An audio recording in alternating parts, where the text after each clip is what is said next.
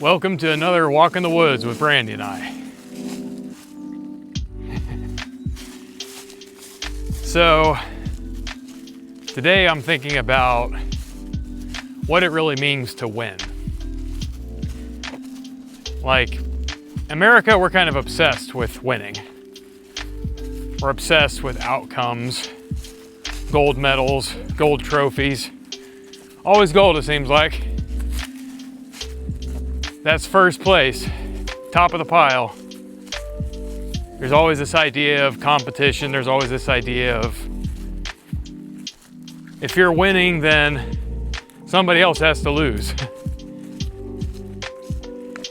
You know, automatically first place means that nobody else got it, you did. And winning is taken very much in terms of totality of winner takes all in a lot of ways. But I don't really think that that's really what it is to win in life. When you think about the difference between, let's say, the tragedy of somebody that, you know, maybe they get to 18 or 20 years in their life and maybe they've lived life to the fullest. You know, maybe they like had a charitable organization and did lots of good. Maybe they were an extreme sports athlete and they had to end up having a terrible accident. Sorry about that. I had to cut because my AI cameraman completely lost me. Anyway, in the case of either the extreme sports athlete or the person with charitable organization, doing lots of work in the world, good things, helping people out, and they come one way or another to a unfortunate early demise. And, you know, that seems really sad. It is really sad. It's tragic. But are they the loser because they led a shorter life? Or are they actually the winner in the game of life because they actually did everything to the max, man? You know, they lived life to the fullest. They gave it their all. And in fact, you know, supposing it was doing what they loved, it was doing that what really mattered to them, that might have actually led to their untimely end. To me, they won. They didn't lose. You know, on the other hand, you can have somebody who's 100 years old and crotchety and angry and upset at everything and bitter about everything, and every day of their life they were just accumulating wealth. They were just scratching and clawing and trying to survive, trying to be on the top of the pile, caring more about what others think than something higher, something bigger, greater than that. And even if they lived to 110 years old, 115 years old, even if they defy all the odds, did they really win? When that was the whole life that they lived? And everything that they're always thinking about is more so just complaints and judgment on others that they don't think are doing good enough, and just kind of living a miserable life, miserable existence, choosing misery. I don't think that they won. Even if they have the most toys, even if they have the biggest bank account, even if people are bowing before them because of their success, I think really winning is more from an experiential point of view, from an existential point of view, I guess. It's more about how all of this is really felt by you, how it's perceived.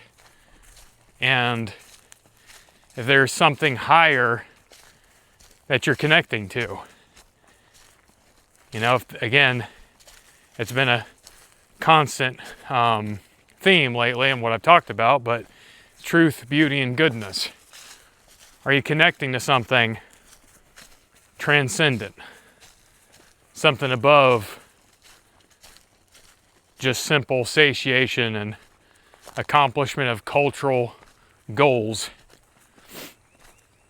And you know, a lot of times too, you really just have to kind of ask the question, like, are my aims, are my goals, are my values, are they truly my own, or is this just something that the people I grew up around and the family I grew up with and the individuals that caught my admiration in one way or another, whatever class of society I aspired to, either from a very young age or as an impressionable teen or an adult,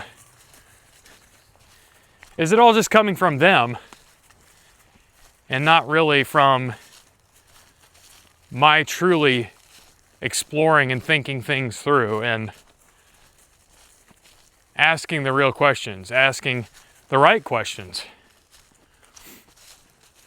So much of life is really about, to me, as far as what changes the whole experience, what changes the outcomes, is about asking the right questions. You ask better questions, it takes you into a whole different direction. And where some questions lead to dead ends, or leads you worse than dead ends, leads you into circuits that just go around and around and around, and it never does anything. It never yields anything, never bears any positive fruit in your life. It's important to me to see if what I'm doing is just circuitous and it's never going anywhere, or if I'm banging my head on a wall and I just need a change of perspective. I just need to look at things a little differently. So, winning in a lot of ways is subjective. It's dependent on the rules you're playing by. It depends on the game that you've chosen. You don't win a game of chess the same way you win a soccer match.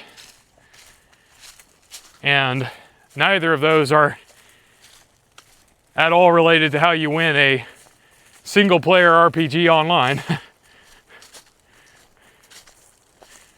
or locally on your console or whatever, what have you.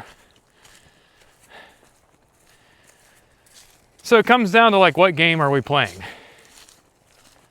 What rules are we abiding by? What's the aims? What's the goals? What's the values? What's the framework? And we're free to choose our own framework. It doesn't always have to be the one that we grew up with. It doesn't always have to be the one that we were exposed to at a particularly impressionable season that somebody got hold of us and made us think that that was the all-important thing at the time. And sometimes the framework just needs to be modified. The game just needs to be expanded a little bit. It needs to be updated to suit us better, to suit better what we're ultimately wanting out of it. Ultimately what winning looks like to us. And in a lot of ways, while games have objectives, most of the time, the pursuit of the objective, the pursuit of winning that game, of playing it well, that's really what it's more so all about than it really is even the winning itself, and getting the outcome. Like with a team sport, it's the joy of doing that thing together as a team. It's the joy of the very thing itself. And that's kind of the meta thing, I guess, what I'm getting at. We do have to have goals, aims, things that we're trying to accomplish, things that we want to see happen in our life. And in my experience, it's just not satisfying. It's just not enjoyable if you don't have something you're trying to build, if you don't have something you're trying to accomplish. But there has to be an awareness that being present in that, finding joy in the process itself, being able to have peace in the pursuit, to find meaning, not necessarily in the outcomes, but just in the doing of the thing. That's really what winning looks like in life. And that's whether you get dealt a good hand or a bad hand. That's whether everything goes according to your plan and you're able to be the top 1%, win the championship, impress everybody who's watching, or if things go hard for you. You know, it's the book of Ecclesiastes that said, the race does not belong to the swift, battle does not necessarily belong to the strong, victory doesn't necessarily belong to the wise, time and chance happens to them all. That's not a statement that everything is just luck, just blind luck. But it is an acknowledgement that our best laid plans sometimes come to nothing. And sometimes the person that all of us might kind of look at and say, well, they deserved to win, that should have gone differently, they're not the winner. And there is suffering in the world. We do encounter setbacks and we encounter cruelty, sometimes seemingly just random cruelty.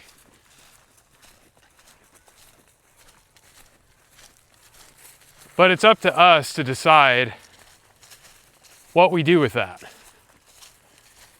As for me, I think winning in life looks like being able to not just absorb the punches that come at you, but being able to take the trials and adversity, to take the negative things and alchemize that and turn that into something that's to your benefit. To let it be part of this broader, this greater experience, the bittersweetness of life, to make genuine advancements toward the highest possible things. To really fully experience the beauty, to really fully experience the good.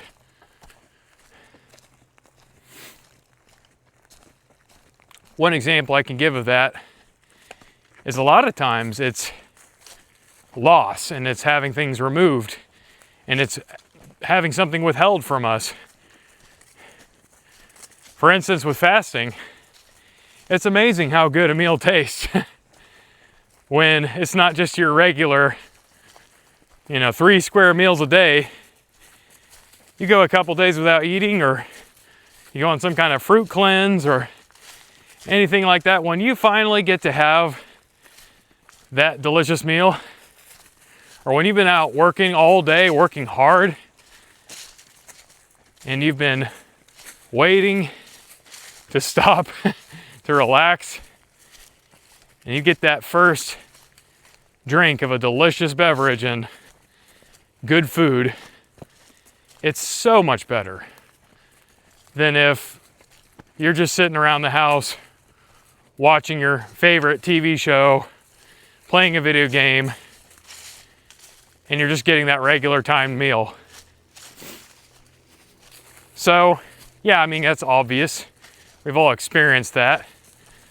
But kind of my question, my extrapolation of that is, how many things in life do we frame as just, this is just awful, this is just terrible, I wish that this never happened, I wish I never had to face this.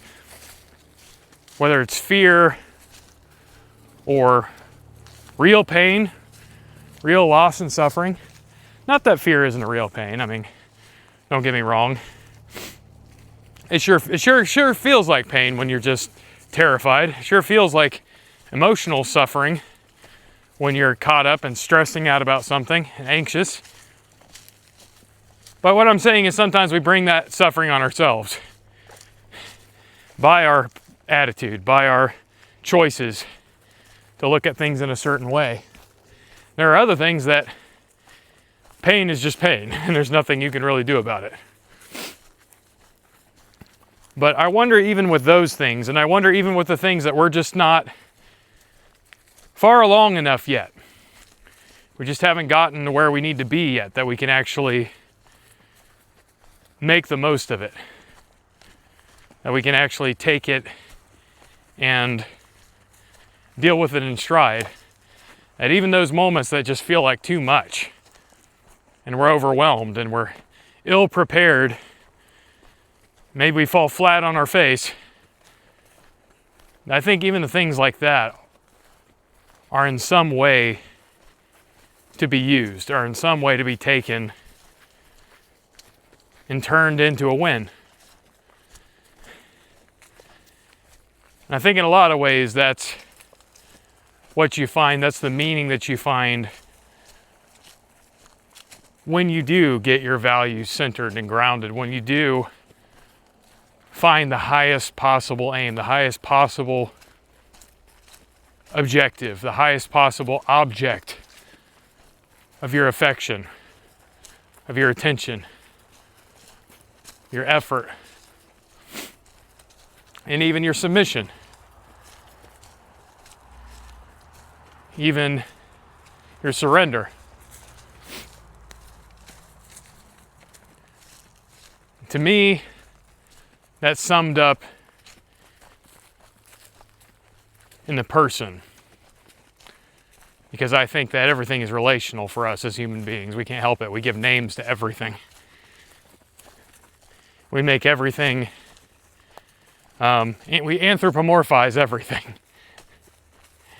It's our nature. We want to relate. We want to connect. We want to make friends even with things that are material objects with no consciousness. But that comes from somewhere. And that's where I think the answers really lie. To me, winning really looks like enjoying life in whatever circumstances come your way. Having peace even when circumstances are not peaceful. Being connected with God, who understands all of these things, who sees all of it, and who knows what we really need. And so often when I am spinning my wheels, frustrated because my goals and the things I've been trying to move toward have been frustrated, and it's not all as I would have it. When I stop and I recenter and I refocus and I spend some time in the quiet and I make myself available to God to speak to me, I believe that He really does, because there's nothing else that matches the change that comes over my life. There's nothing else that matches the difference from the frustration and the anxiety, the go, go, go, go, go state that I'm in, to, you know what, everything's okay. And I've done, just mindfulness meditation, just stilling myself, thinking about other things instead of what I'm worried about, or, say some of the more stoic kind of things of negative meditation of like, okay, well, imagine it at its very worst. Negative visualization, would it really end your life? And I've done all the different things, from being more cognitive to more so emptying yourself out. Not like I've practiced Buddhism or anything like that, not like I've gone to the depths of transcendental meditation or various occult practices, but case in point, I've done different things to see how they would affect me, and I have to say that there's nothing that's on that same level as opening yourself up to the person that made everything. And that's something that I still puzzle over. I'm still thinking through. Like, what does it look like to have a personal relationship with God? What does it look like to connect with the divine? We can say over and over again in various faiths, various sects of belief, oh, you just need to raise your eyes upward. But what does that look like in practice? And I'm trying to figure that out. You know, Paul said, the Apostle Paul, he wrote that we should be in prayer continually. And I don't think that that meant that we're just constantly streaming words out of our mouth to God, but what that does mean is I think it's a curious thing, something I'm still trying to answer that for myself. And what I'm trying to put together, what I'm trying to realize here is, how do you stay aware of God in daily life and everything that's going on? How do you bring him into the most basic and most mundane to the most extreme, whether that's terrifying or ecstatic or various forms of exhilaration to, hey, the depths of despair. What does it look like to know the Creator, know the source of all being, to be in contact with him, be in touch?